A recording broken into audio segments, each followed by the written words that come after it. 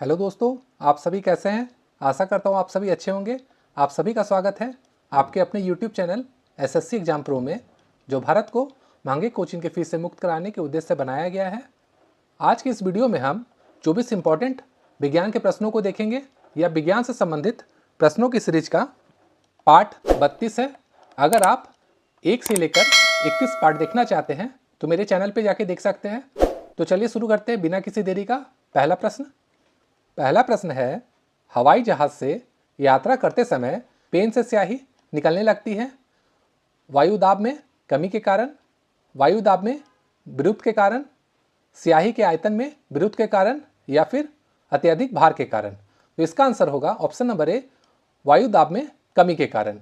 जब हवाई जहाज ऊपर जाता है तो वायु दाब में क्या होती है, कमी हो जाती है। अब चलिए अगला क्वेश्चन देखते हैं। अगला क्वेश्चन है, एक नदी में चलता हुआ जहाज समुद्र में जब आता है तब जहाज क्या होता है, उसका स्तर पहले जितना होगा, थोड़ा ऊपर आएगा, ऊपर या नीचे होगा, या फिर थोड़ा नीचे आएगा।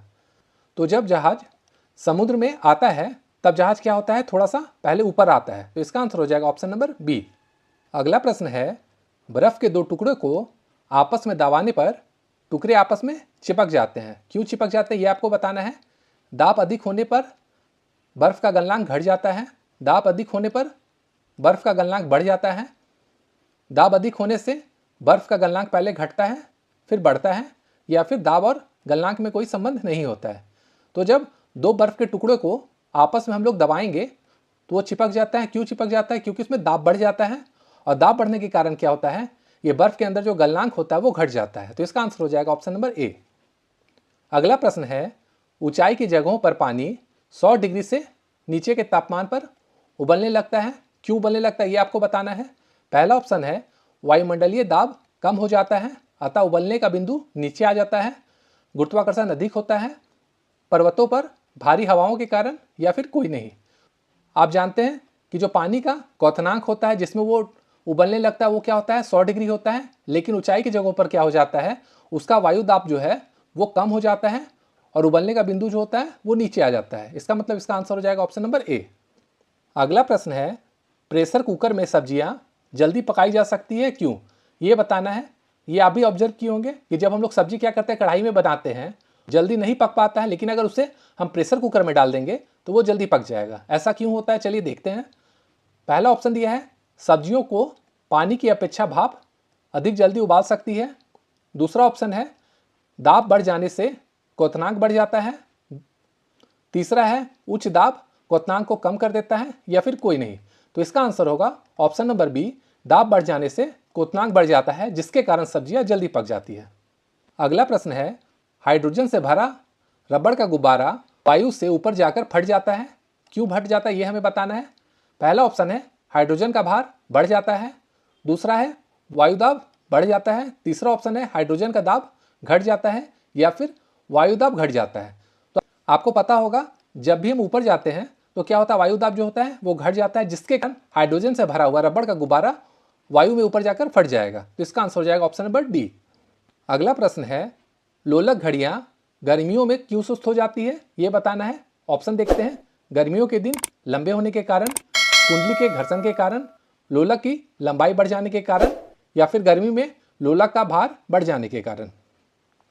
तो जब गर्मियां आती हैं तो क्या होता है, लोलक की जो लंबाई होती है वो थोड़ा बढ़ जाता है, जिसके कारण लोलक घड़ियां जो होती है वो सुस्त हो जाती है। तो इसका आंसर हो जाएगा ऑप्शन नंबर सी। अगला प्रश्न है, वर्षा की बूंद गोलाकार होती है, क्यों होती है ये बताना है। पृष्ठ तनाव के कारण, वायु के वातावरणीय घर्षण के कारण, पृथ्वी के गुरुत्व के कारण, या फिर वर्षा जल की श्यानता के कारण। तो अगर आप साइंस में पढ़े होंगे इसे आसानी से बता पाएंगे कि इसका आंसर हो जाएगा ऑप्शन नंबर ए, पृष्ठ तनाव के कारण, जिसे इंग्लिश में हम लोग क्या कहते हैं, सरफेस टेंशन। अगला प्रश्न है, तेल दीप की बत्ती में तेल ऊपर चढ़ने का क्या कारण होता है। जब भी हम दिया में तेल भरते हैं तो क्या होता है, ऑटोमेटिक जो तेल है वो आता है, इसको गीला करते हैं और ये जलने लगता है। तो इसका कारण बताना है, कोशिकीय क्रिया, गुरुत्वीय बल, दाब अंतर, या कोई नहीं। तो इसका आंसर हो जाएगा कोशिक क्रिया। अगला प्रश्न है, पास आती हुई रेलगाड़ी की स्थिति की आवृत्ति बढ़ जाती है, इसका क्या कारण है ये बताना है। बिग बैंड सिद्धांत के कारण, डॉपलर प्रभाव के कारण, चार्ल्स नियम के कारण या फिर आर्किमिडीज का नियम के कारण? तो इसका आंसर हो जाएगा option number B, Doppler effect के कारण। अगला प्रश्न है, तेज हवा वाली रात्रि में ओस नहीं बनता है क्योंकि वाष्पीकरण की दर तेज हो जाती है, हवा में नमी कम हो जाती है, तापमान ऊंचा हो जाता है या फिर आसमान साफ नहीं रहता। तो जब क्या होता है, जब तेज हवा चलेगा तो क्या होगा, हमारा जो वाष्पीकरण का दर है वो तेज हो जाएगा, जिसके कारण ओस नहीं बनेगी। तो इसका आंसर हो जाएगा ऑप्शन नंबर ए। अगला प्रश्न है, जो 12वां प्रश्न है हमारा, भाप से हाथ अधिक जलता है अपेक्षाकृत उबलते जल से, क्योंकि भाप में गुप्त ऊष्मा होती है, भार शरीर के भीतर घुस जाता है, भाप भारी होता है या फिर भाप हल्की होती है। तो इसका आंसर हो जाएगा ऑप्शन नंबर ए, भाप में गुप्त ऊष्मा होती है। अगला प्रश्न है 13वां, किस गुणधर्म के कारण पानी से भरे बर्तन में डुबाई गई छड़ी मुड़ी हुई प्रतीत होती है? प्रवर्तन के कारण, न्यूटन का गति के कारण, अपवर्तन के कारण या फिर प्रावर्तन एवं अपवर्तन के कारण? तो आप जानते हैं जो प्रावर्तन होता है वो क्या होता है, जब यहाँ पे रे टकराएगी तो ये क्या हो जाएगा, इधर चला जाएगा। लेकिन अपवर्तन में क्या होता है, अगर ये जल है और यहाँ पे कुछ डूबी हुई है तो ये क्या होता है, ये सीधा नहीं होकर हल्का मुड़ जाता है। तो इसका आंसर हो जाएगा ऑप्शन नंबर सी, अपवर्तन के कारण। अगला प्रश्न है 14वां, आकाश नीला प्रतीत होने का कारण है विवर्तन, अपवर्तन, प्रकीर्णन या फिर परावर्तन में प्रकाश के विसरण का? तो इसका आंसर हो जाएगा ऑप्शन नंबर सी, प्रकीर्णन। अगला प्रश्न है, वायुमंडल का कारण है कार्बन डाइऑक्साइड, धूलकण, हीलियम या फिर जल वाष्प? तो इसका आंसर हो जाएगा ऑप्शन नंबर बी, धूलकण। अगला प्रश्न है, जो 16वां प्रश्न है, समुद्र नीला प्रतीत होने का कारण है अधिक गहराई, आकाश के प्रवर्तन तथा जल के कणों द्वारा प्रकाश का प्रकीर्णन, जल के नीला रंग या फिर कोई नहीं? तो इसका आंसर हो जाएगा ऑप्शन नंबर बी, आकाश के प्रवर्तन तथा जल के कणों द्वारा प्रकाश का प्रकीर्णन। 17वां प्रश्न है, अस्त होते समय सूर्य लाल दिखाई देता है, इसका क्या कारण है ये बताना है? प्रवर्तन के कारण, प्रकीर्णन के कारण, अपवर्तन के कारण या फिर विवर्तन के कारण? तो इसका आंसर हो जाएगा ऑप्शन नंबर बी, प्रकीर्णन के कारण। अगला प्रश्न है, प्रतिध्वनि का कारण क्या है? जो आवाज हम लोग बोलते हैं वो दोबारा से गूंज के आ जाता है, उसका क्या कारण होता है ये बताना है हमें। ध्वनि का प्रवर्तन, ध्वनि का अपवर्तन, ध्वनि का अवशोषण या फिर ध्वनि की चाल? तो मैंने आपको बताया प्रतिध्वनि मतलब क्या होता है कि रिफ्लेक्ट होकर आ जाएगा, तो रिफ्लेक्ट होना मतलब क्या होता है, ध्वनि का प्रवर्तन, ऑप्शन नंबर ए। 19वां प्रश्न है, स्टील की गोली पारे में तैरती है, क्यों तैरती है ये बताना है हमें। पहला ऑप्शन है, पारे में कोई वस्तु डूब नहीं सकती। दूसरा है, पारे का घनत्व स्टील के घनत्व से अधिक होता है।